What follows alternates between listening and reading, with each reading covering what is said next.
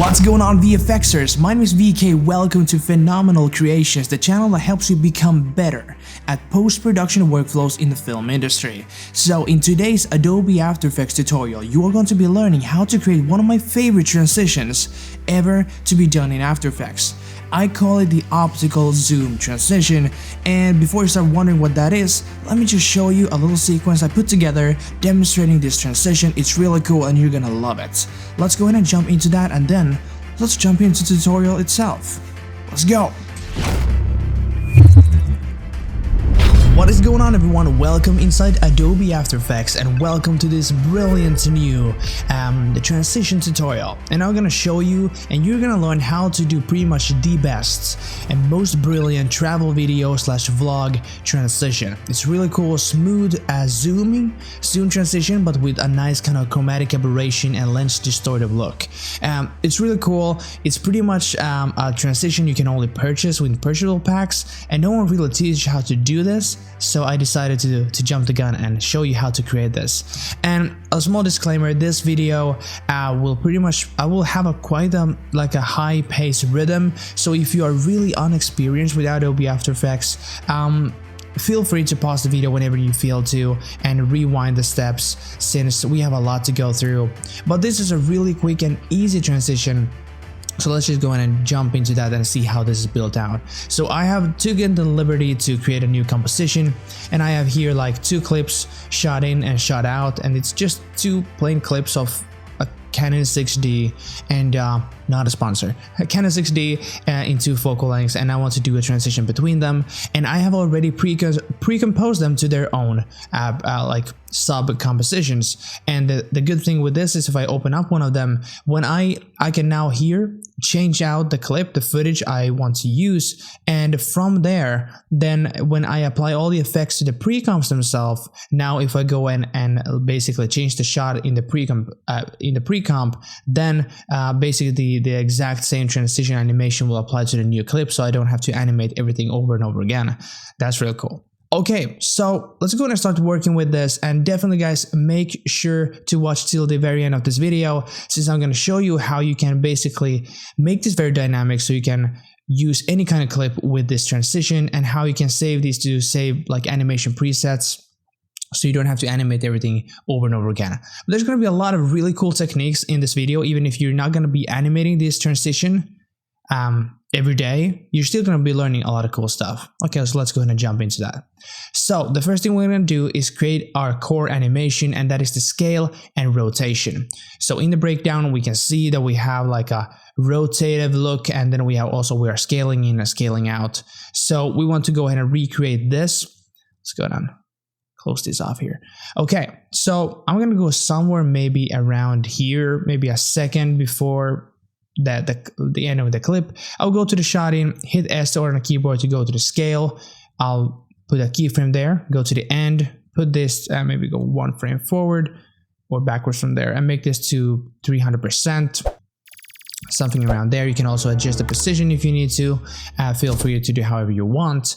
And from there, I'm also going to go to that next clip here, and then from there hit the scale option and go from 100, or basically, because we're gonna come down to this framing, so we're gonna put this to maybe somewhere here. I want to have like a slow ending, so we're gonna put this to somewhere around here, and then make this just like 250 pixels from the top. So basically, it's gonna look like this.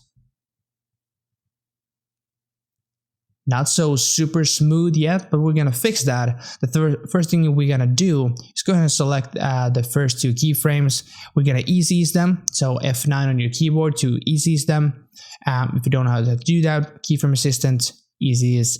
From there, let's go ahead and put them.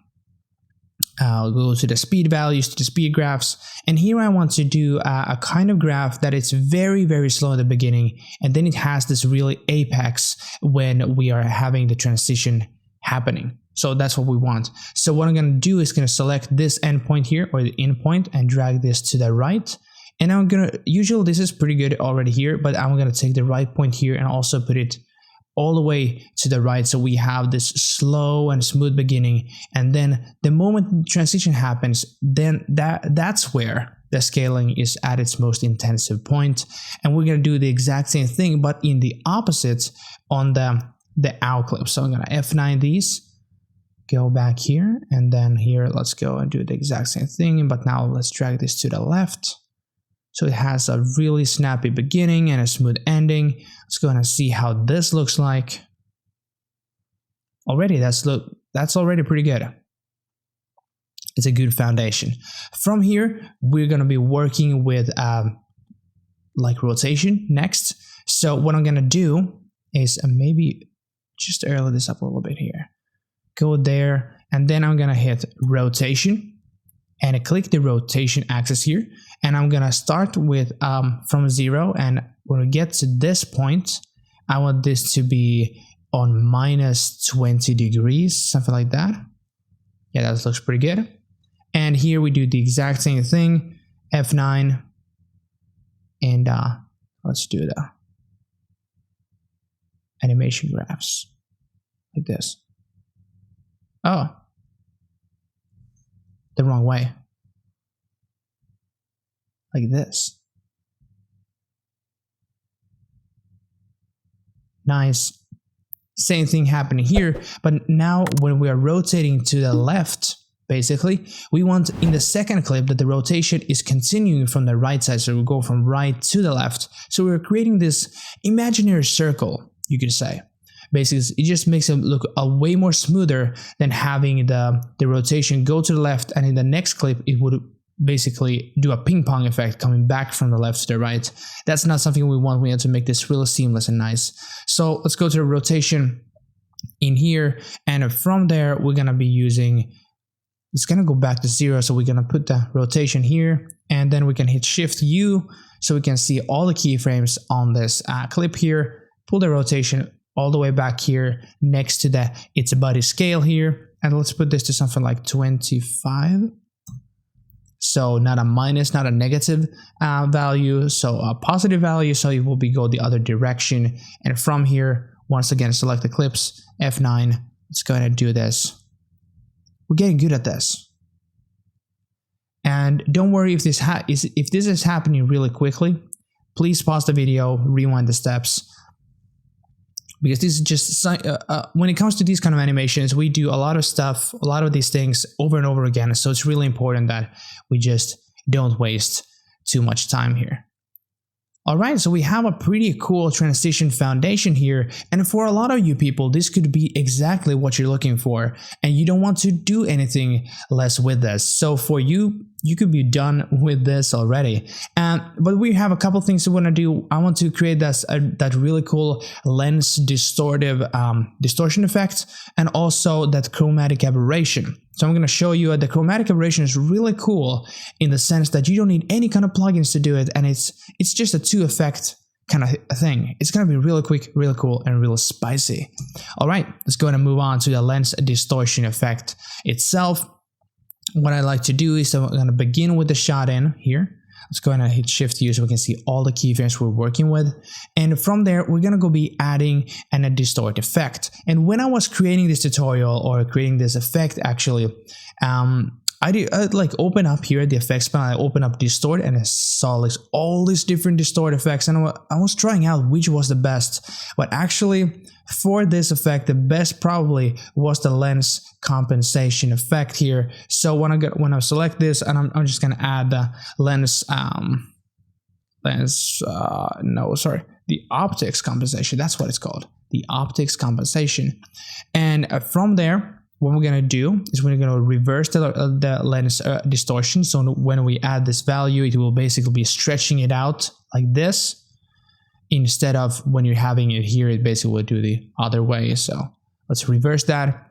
And then let's go ahead and put on the field of view here. Let's add a stopwatch there. Hit Shift U so we get all the keyframes. And let's go somewhere in here to the end frame. And from here, 160 is probably a good value. Yeah, a nice value here.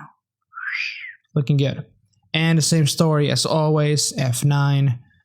Let's go here. Add that smooth transition look.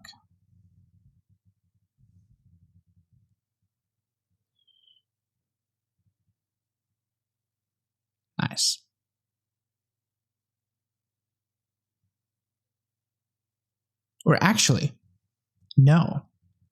We just want this to be an easy ease. Since,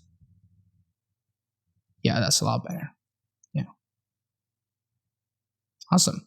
Then let's do the exact same thing, but in, well, as in the trend shows, in the opposite manner. Go to the next clip here, Shift U. Actually, now we can just hit U like this, and then we're gonna add the optics compensation effect. If you're wondering what this tool is, it's the Video Copilot effects console. It's really cool when you want to add effects, so you don't have to use the effects like the search bar here. It's really quick. It's free. They're not a sponsor on this, but check them out on videocopilot.net. FX console is really cool, and it helps with a lot of things. Okay, moving on. Let's put the field of view here. And on this one, I want this to be horizontal, but on the first one, I want to make this diagonal. That just will a little bit changes the way how it looks. Basically the smearing or the distorted look. It's a little bit more subtle. I'm gonna have this on horizontal. From here, field of view, hit Shift U so we can see all the keyframes. Move this all the way back here. There are first framing, so we want it to return to 0, but it's gonna start from maybe 170, something like that. Very similar look here. Okay, and let's go and select these two and have them easy eased. And then let's go ahead and check it out how this looks like up until this point. That's pretty cool. Gotta say, I like this.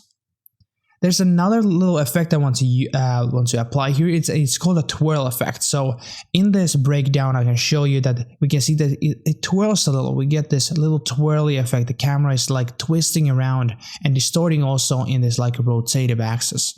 So how we're gonna do this? Let's go ahead and open up the keyframes here. And from here, I'm gonna go ahead and add a twirl effect like this. And I'm gonna have the radius on like 40 and the angle on, and that's something we're gonna animate. So I'm gonna go we're gonna start here and we're gonna go ahead angle from 0. So when we get up here, I want this to be like -15. Yeah, so just a little twirl effect here. We're gonna see how it a little bit gives a little twirly look there. And in the same manner as in the rotation effect, we're going to do the same thing for the out clip, but in the reverse action. So we're going to close this up, open shout out, and then add the twirl effect. Yeah, twirl effect over there. Let's go ahead and have the radius also on 40. Have the angle, hit Shift U.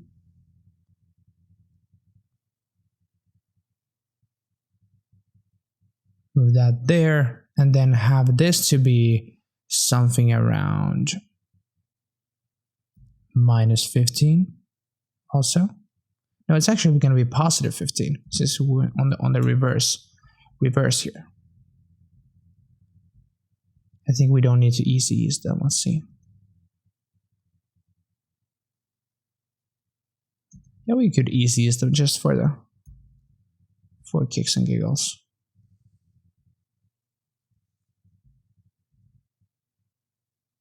Yeah, definitely easy ease them. It's a lot smoother. And on these out points, we could actually make this a little bit slower in the end. So we could drag that a little bit to the left. Yeah. Could actually do the same thing here, but in the other way, so it's gonna be a little smoother in the beginning.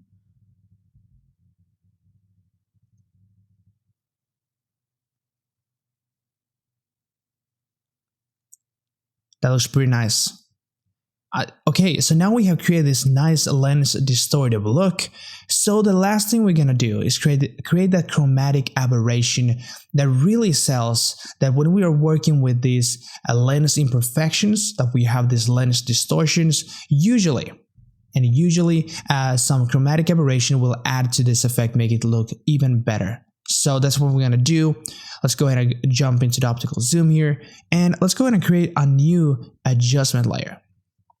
A new adjustment layer, we could call this let's put it here and call this, let's just call this chromatic aberration. So what we're gonna do is we're gonna put two effects on this. The first one is called, well, the tint effect. You probably know this makes everything black and white, but we're gonna use this to determine the color of our chromatic aberration. And this is a really cool trick I will show you in the end also.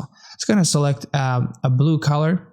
Just we're gonna make a super classic like chromatic aberration, blue and red from here, and then we're gonna be trying to isolate these colors to the edges of the camera and the contrast points on this scene, on the shot. So how we do this, it took a little bit to wander around, but actually when we like apply an emboss effect, this is I don't really know the science behind this effect, but pretty much it basically compresses the colors of the previous effects, and then it will try to put that on the high contrast points in your scene.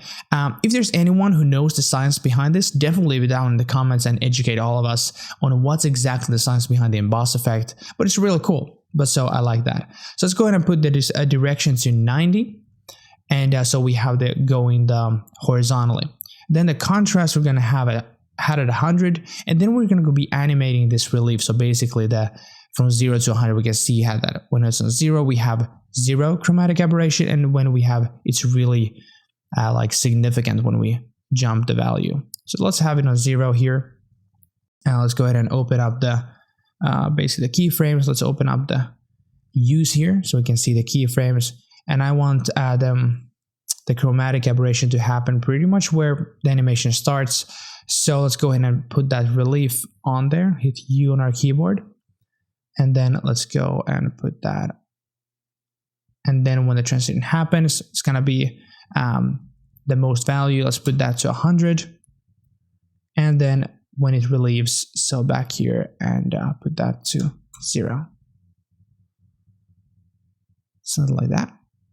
And from here, what we're going to do is go ahead and select these, basically make them easies. Let's go here. And now we're going to create this, basically the same thing we have always created. So having that apex,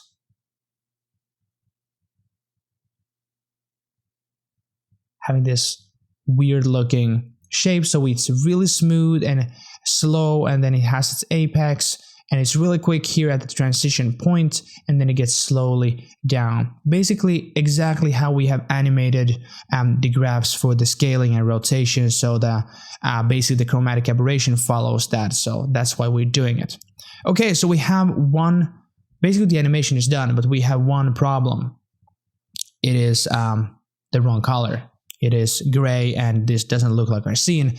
But here comes the power of blending mode. So we're going to use the blending mode from normal to hard light. And also the science, I'm not really sure what it does, but basically it will take out the gray and put some contrast back in. And now we have a pretty much done, cool scene right there. Let's have this little preview render.